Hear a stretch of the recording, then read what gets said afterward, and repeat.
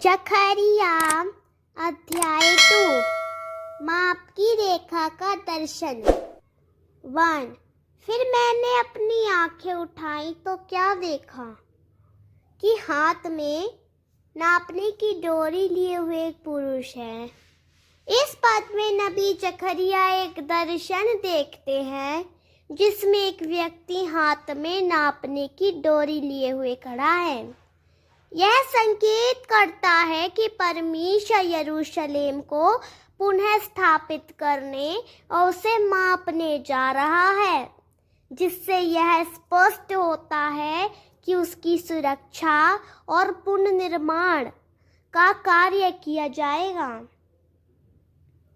यह संदेश हमें यह विश्वास दिलाता है कि परमेश्वर अपनी योजना के अनुसार हर चीज को मापता और व्यवस्थित करता है और वह अपने लोगों की भलाई के लिए कार्यरत रहता है। 2। तब मैंने पूछा, तू कहाँ जाता है? उसने मुझसे कहा, यरूशलेम को नापने जाता हूँ कि देखूँ उसकी चौड़ाई कितनी और लंबाई कितनी है। जहाँ एक दृष्टि में यरूशलेम को नापने के लिए एक व्यक्ति संभवतः स्वर्गदूत जाता है। यह वचन दर्शाता है कि परमेश्वर यरूशलेम के पुनर्निर्माण और उसके विस्तार की योजना बना रहे हैं। इस संदर्भ में यरूशलेम की नाप जोख यह संकेत देती है कि परमेश्वर अपने लोगों के लिए एक संरक्षित और समृद्ध नगर स्थापित करेंगे जो उनकी महिमा से भरा होगा। आगे की आयतों में परमेश्वर यह भी कहते हैं कि वह स्वयं यरूशलेम के चारों ओर एक अग्नि की दीवार होंगे और उसकी महिमा बनकर उसमें निवास करेंगे। यह वचन हमें याद दिलाता है कि जब हम परमेश्वर पर भरोसा रखते हैं तो वह हमारी सुरक्षा और भविष्य की योजना बनाते हैं। 3। तब मैंने क्या देखा कि जो दूत मुझसे बातें करता था वह चला गया और दूसरा दूत उससे मिलने के लिए आकर यह वचन परमेश्वर की योजना और सुरक्षा को दर्शाता है कि वह अपने लोगों की रक्षा करेगा और उन्हें बढ़ाएगा। यदि 4 उससे कहता है, दौड़कर उस जवान से कह, यरूशलेम मनुष्यों और घरेलू पशुओं की बहुतायत के मारे शहरपनाह के बाहर भी बसेगी। इसमें एक दर्शन का वर्णन है जिसमें एक दूत दूसरे दूत से कहता है कि यरूशलेम इतनी अधिक आबाद होगी कि वह अपनी शहरपनाह दीवारों के बाहर भी फैल जाएंगी। यह वचन परमेश्वर की आशीष और विस्तार का संकेत देता है। यह दर्शाता है कि यरूशलेम सिर्फ सीमित दीवारों तक नहीं रहेगा, बल्कि उसमें इतनी अधिक वृद्धि होगी कि वह सुरक्षा के पार भी विस्तृत होगा। साथ ही यह बताता है कि परमेश्वर स्वयं उसकी रक्षा करेगा। इसका आध्यात्मिक अर्थ यह भी हो सकता है कि परमेश्वर अपने लोगों को बढ़ाएगा और उनकी सुरक्षा का प्रबंध करेगा, भले ही वे किसी सीमा में ना बंधे हों। 5 और यहोवा की यह वाणी है कि मैं आप उसके चारों ओर आग के समान शहरपनाह ठहरूंगा और उसके बीच में तेजोमय होकर दिखाई दूंगा। इसका अर्थ है कि यहोवा स्वयं अपने लोगों की रक्षा करेगा, जैसे एक आग की दीवार चारों ओर घेर लेती है और वह उनके बीच अपनी महिमा प्रकट करेगा। यह वचन परमेश्वर की उपस्थिति, सुरक्षा और उसकी महिमा को दर्शाता है, जिससे उसके लोग आश्वासित हो सकते हैं कि वे सुरक्षित हैं और वह उनके साथ हैं। जकरिया 2 का 6। यहोवा की यह वाणी है, देखो सुनो, उत्तर के देश में से भाग जाओ, क्योंकि मैंने तुमको आकाश की चारों वायुओं के समान तितर बितर किया है। यहोवा अपने लोगों को उत्तर दिशा से भाग जाने की आज्ञा दे रहा है, क्योंकि उसने उन्हें आकाश की चारों दिशाओं में तितर बितर कर दिया है। यह पद यहोवा की उस योजना को दर्शाता है जिसमें उसने इजरायलियों को उनके पापों के कारण अन्य राष्ट्रों में तितर बितर कर दिया था, लेकिन अब वह उन्हें वापस बुला रहा है। यह पद यह भी इंगित करता है कि परमेश्वर अपने लोगों को सुरक्षा और आश्चर्य देने के लिए उन्हें वापस अपने स्थान पर एकत्र करना चाहता है।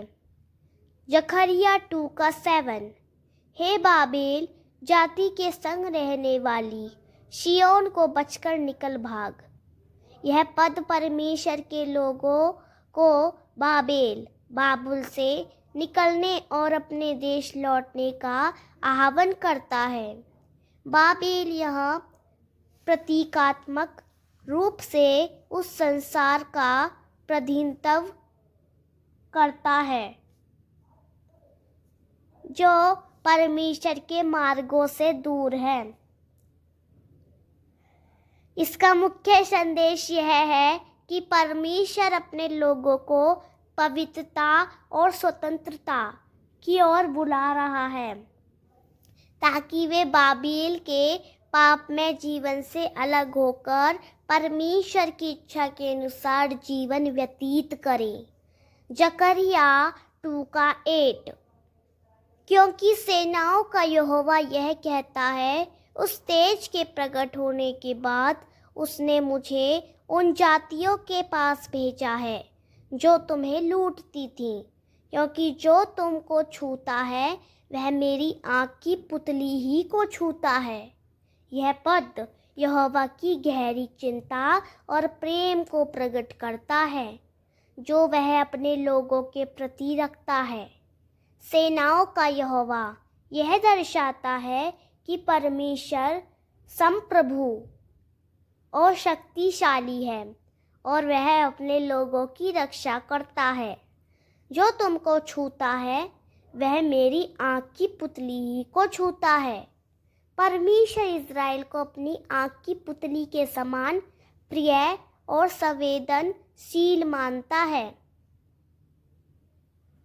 जैसे कोई अपनी आँख को बचाने के लिए तुरंत प्रतिक्रिया करता है, वैसे ही परमेश्वर अपने लोगों की सुरक्षा के लिए तत्पर रहता है। उन जातियों के पास भेजा है जो तुम्हें लूटती थीं। यह दिखाता है कि परमेश्वर न्याय करेगा और उन राष्ट्रों को दंड देगा जिन्होंने उसके चुने हुए लोगों के साथ अन्याय किया है। आध्यात्मिक शिक्षा। परमेश्वर अपने लोगों से असीम प्रेम करता है और उनकी रक्षा करता है। वह अन्याय को अनदेखा नहीं करता, बल्कि अपने समय पर न्याय करता है। विश्वासियों को परमेश्वर पर भरोसा रखना चाहिए, क्योंकि वह उनका रक्षक है। जकरिया 2:9। देखो, मैं अपना हाथ उन पर उठाऊंगा, तब वे उन्हीं से लूटे जाएंगे जो उनके दास हुए थे। तब तुम जानोगे कि सेनाओं के यहोवा ने मुझे भेजा है। यह पद परमेश्वर के न्याय और उद्धार की घोषणा करता है। मैं अपना हाथ उन पर उठाऊंगा। यह संकेत करता है कि परमेश्वर अपने लोगों के शत्रुओं के विरुद्ध कार्य करने वाला है। जब यहोवा अपना हाथ उठाता है तो इसका अर्थ है कि वह शक्ति और न्याय के साथ हस्तक्षेप करेगा। तब वे उन्हीं से लूटे जाएंगे जो उनके दास हुए थे। यहाँ परमेश्वर एक उलटफेर की बात कर रहा है। पहले परमेश्वर के लोग दास्तव में थे और अन्य राष्ट्रों द्वारा सताए जा रहे थे, लेकिन अब वे स्वयं उन राष्ट्रों से अपनी संपत्ति पुनः प्राप्त करेंगे। तब तुम जानोगे कि सेनाओं की यहोवा ने मुझे भेजा है। यह दिखाता है कि जब ये भविष्यवाणियाँ पूरी होंगी तो लोगों को यह प्रमाण मिलेगा कि यहोवा वास्तव में अपने दूतों को भेजता है और उसकी योजनाएं पूरी होती हैं। जकरिया 2:10। हे सिय्योन की बेटी, ऊंचे स्वर से गा और आनंद कर, क्योंकि देख मैं आकर तेरे बीच में निवास करूँगा। यहोवा की यही वाणी है, जिसमें यहोवा अपनी प्रजा को आश्वासन देता है कि वह उनके बीच निवास करेगा। हे सिय्योन की बेटी, यहाँ सिय्योन यरूशलेम को एक पुत्री के रूप में संबोधित किया गया है, जो यहोवा की चुनी हुई प्रजा का प्रतीक है। ऊंचे स्वर से गा और आनंद कर। यह प्रसन्नता और उत्सव का आह्वान है, क्योंकि परमेश्वर स्वयं उनके बीच में रहने आ रहा है। क्योंकि देख मैं आकर तेरे बीच में निवास करूँगा। यह भविष्यवाणी यहोवा की उपस्थिति और सुरक्षा का वादा करती है, जो भविष्य में यरूशलेम में पूरी होगी। यहोवा की यही वाणी है। इसका अर्थ है कि यह परमेश्वर का अटल वचन है, जो निश्चित रूप से पूरा होगा।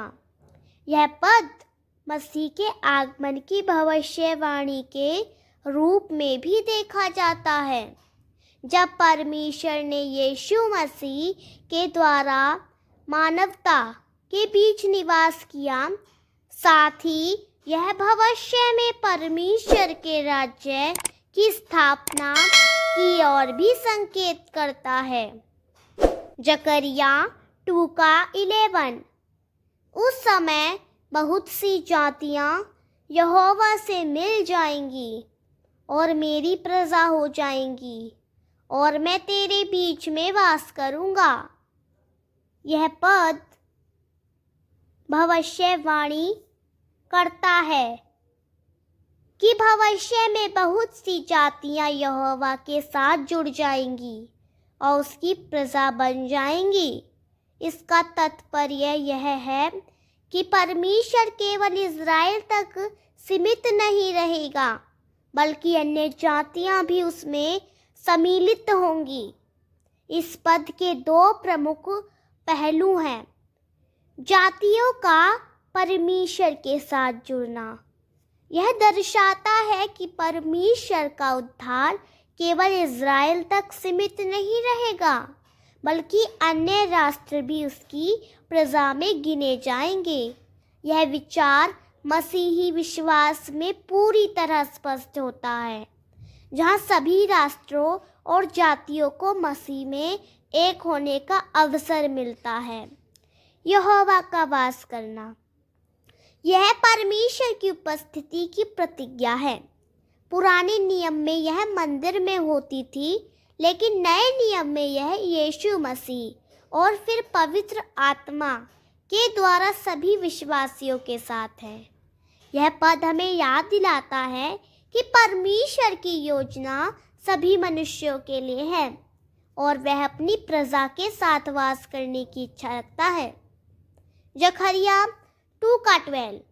और तू जानेगी कि सेनाओं के यहोवा ने मुझे तेरे पास भेज दिया है, और यहोवा यहूदा को पवित्र देश में अपना भाग कर लेगा और यरूशलेम को फिर अपना ठहराएगा।